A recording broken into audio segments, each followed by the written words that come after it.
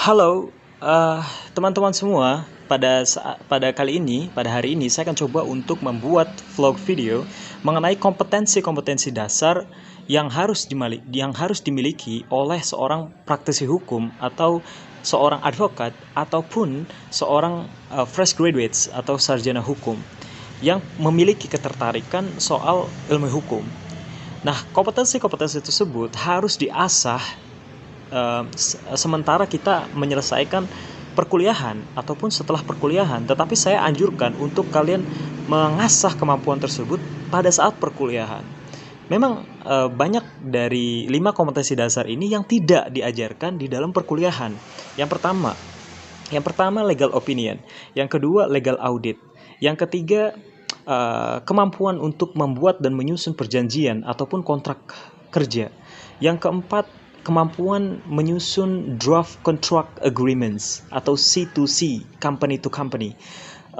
Yang terakhir, yang paling penting adalah kita harus bisa untuk bernegosiasi, mengetahui win-win position dan memahami apa itu bergain over position di dalam kaitannya penyelesaian di luar sengketa. Nah, saya akan jelaskan satu-satu supaya buat ini clear ya. Yang pertama adalah legal opinion.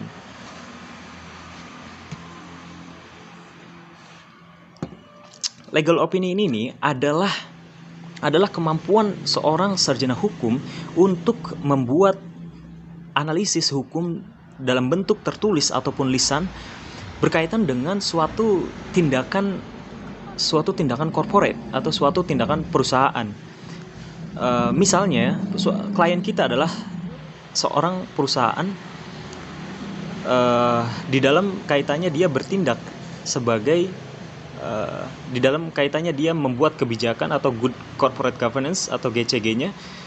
Apakah itu melanggar undang-undang atau melanggar kebijakan pemerintahan daerah atau dan lain sebagainya. Kita menganalisis tindakan tersebut. Nah, kemampuan kedua adalah legal opinion. Legal audit. Nah, legal audit ini persis sama seperti legal opinion, tapi ada perbedaan yang paling mendasar. Legal audit adalah kita ingin menganalisis peraturan yang ada di dalam suatu perusahaan. Nah, peraturan tersebut apakah salah atau apakah menyimpang atau apakah melanggar suatu peraturan perundang-undangan atau peraturan pemerintah atau lain sebagainya, sehingga tidak ada tumpang tindih peraturan yang terjadi. Misalnya tentang hak dan kewajiban perusahaan di dalam mengimplementasikan good corporate governance-nya. Nah, itu adalah legal audit. Yang ketiga adalah kemampuan untuk membuat perjanjian atau kontrak kerja. Nah, kontrak kerja ini penting dalam kaitannya perjanjian antara company to employee atau C2E, company to employee. Nah, antara perusahaan dengan karyawan memiliki hak dan kewajiban yang sepatutnya harus diatur di dalam sebuah peraturan yang tidak tumpang tindih dengan peraturan ketenagakerjaan misalnya, dengan misalnya hak dan kewajiban dalam gaji misalnya dan lain sebagainya. Itu adalah hal yang penting di dalam kaitannya untuk membuat dan menyusun sebuah perjanjian atau antara C2E, company to employee. Nah, yang keempat yang gak kalah pentingnya adalah kita harus dituntut untuk mengetahui dan memahami bagaimana membuat DCA atau draft contract agreement. Draft contract agreement. Nah, DCA ini penting di dalam kaitannya tentang perjanjian antara C2C atau company to company, B2B antara business to business.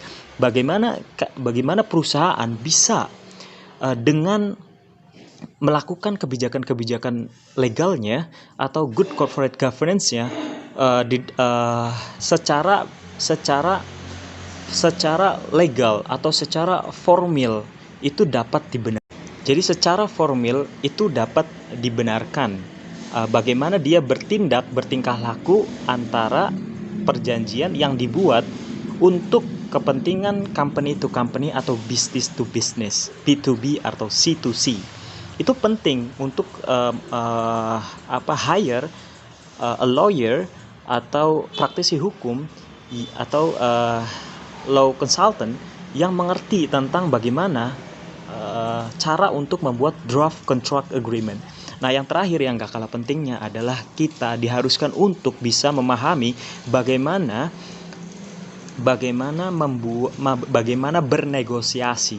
Bernegosiasi itu sangat penting karena nama baik perusahaan harus dipertahankan di dalam kaitannya untuk menyelesaikan konflik secara bilateral ataupun multilateral di luar dari pengadilan atau arbitrase. Nah, ini sangat penting. Ini sangat penting untuk diketahui dan dipahami. Bagaimana kita bisa memposisikan win-win position dan memahami apa itu bargain over position. Kita harus bisa menempatkan perusahaan di dalam kaitannya tujuan perusahaan itu terrealisasikan, yaitu mendapatkan keuntungan untuk perusahaan tanpa melanggar sebuah peraturan atau perundang-undangan. Oke, itu aja yang bisa saya share di dalam kaitannya tentang kompetensi-kompetensi dasar yang harus dimiliki oleh sarjana hukum, praktisi hukum, advokat, law consultant, lawyer, solicitor, dan lain sebagainya. Itu sangat penting. Jadi itu aja yang bisa saya share. Thanks for watching. Bye.